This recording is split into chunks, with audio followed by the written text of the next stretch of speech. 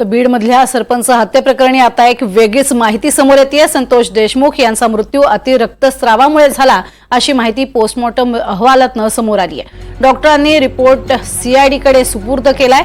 संतोष देशमुख यांचे डोळे लायटरनं जाळले होते असा दावा देखील सुरेश धस यांनी केला होता। मात्र डोळे जाळल्याच्या चर्चांना जिल्हा शल्यचिकित्सक डॉक्टर अशोक थोरात यांनी दुजोरा दिलेला नाही। मारहाणीमुळे डोळ्यांचा भाग काळा निळा झालाय असं मात्र अहवालात नमूद करण्यात आलंय। या संपूर्ण प्रकरणाचं सीसीटीव्ही सुद्धा समोर आलेलं आहे। यामध्ये कशा पद्धतीनं मारण्यात आलं हेही दिसतंय। अधिक माहिती या संदर्भात घेणार आहोत आमचे प्रतिनिधी राहुल कुलकर्णी यांच्याकडनं। राहुल, जी काही माहिती समोर येते शवविच्छेदन अहवालातनं ती धक्कादायक आहे। धक्कादायक खुलासे होत आहेत आणि या संदर्भात आता खोलवर तपास होणं हे अपेक्षित आहे। आपल्याला काय वाटतं? सगळ्यात आधी तर महत्वाची बातमी ही आहे प्रज्ञा की त्या 8 पानी अहवालाचे सगळे तपशील आपण मिळवले आणि एक नाही दोन नाही तर 56 ठिकाणी ह्या दुर्दैवी संतोष देशमुख यांच्या शरीरावरती मारहाणीचे वळ आहे।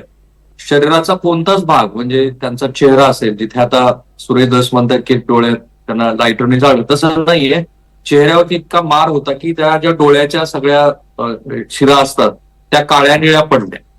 त्यांच्या पाठीवरती, ओठावरती, पायावरती, हातावरती असे 56 ठिकाणी किमान प्राथमिक अंदाज आहे की त्यांना एक 1.5 तास मारहाण होत होती। आता महाराष्ट्राला ही पहिल्यांदा इतकी तपशीलवार माहिती कळते आहे। आणखीन एक चर्चा काय होती की त्यांच्या गुप्तांगाला काही जखमा झालेल्या आहेत, तसं नाहीये। जसं त्यांचे डोळे झालेले नाही तसं त्यांच्या गुप्तांगाला कुठेही काही मारहाण करण्यात आली नाही, थोडंसं खरचटलेलं आहे। परंतु साधारणपणे 1.5 लिटर रक्त हे त्यांच्या शरीरामध्ये स्त्रावलं, ज्याला इंटरनल ब्लिडिंग आपण म्हणतो, आणि त्यामुळं संतोष देशमुख यांचा मृत्यू झाला असं प्राथमिक अहवालामध्ये लक्षात आलेलं आहे। केज इथल्या शासकीय रुग्णालयातल्या 3 डॉक्टरांनी हा शवविच्छेदनाचा अहवाल हा इन कॅमेरा तयार केला। शवविच्छेदन त्यांचा वेसेरा आता रिझर्व्ह करण्यात आलेला आहे, परंतु आता प्राथमिकच याच्यामध्ये 56 ठिकाणी त्यांच्या मारहाणी मृत्यू झाल्याचं स्पष्ट झाल्यामुळं त्या विसेराच्या अहवालाला फारसं महत्व राहिलेलं नाहीये। आता हे जे आरोपी आहे, ज्यातला 5वा आरोपी काल पकडला गेला, त्यांचा ह्या गुन्ह्यातला सहभाग हा ह्या अहवालामुळं अधिक सिद्ध होतो। काल जेव्हा सीआयडीची टीम इथे आली तेव्हा जिल्हा शल्य चिकित्सकाच्या वतीनं डॉक्टरांनी हा अहवाल त्यांच्याकडे सादर केला आणि मग त्यातनं जे तपशील बाहेर येतात तेव्हा क्रूरतेची परिसीमा काय असते हे या अहवालातनं दिसतं आहे।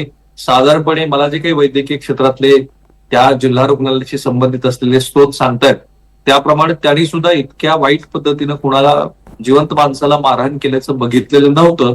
साधारणतः 1 तासाच्या मारहाणीमध्ये 56 ठिकाणी जे मारलं गेलं आहे त्यामुळं 1.5 लिटर रक्तस्राव इंटरनल शरीरामध्ये झाला आणि दुर्दैवाने त्यांचा त्या मारहाणीमध्ये मृत्यू झाला।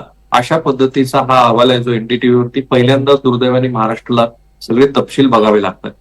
अतिशय दुर्दैवी म्हणावं लागेल। इतक्या वाईट पद्धतीनं मारहाण होणं आणि त्यामध्ये एखाद्याचा मृत्यू होणं अतिशय दुर्दैवी।